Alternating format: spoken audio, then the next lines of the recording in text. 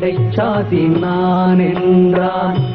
எங்கிருந்தோ வந்தான் இடைச்சாதி நான் என்றான். இங்கிவனை யான் பெறவே என்ன தவம் செய்து விட்டேன். இங்கிவனை யான் பெறவே என்ன தவம் செய்து விட்டேன்.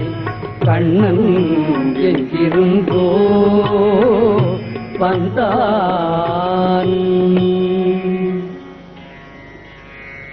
சொன்னபடி கேட்பான்,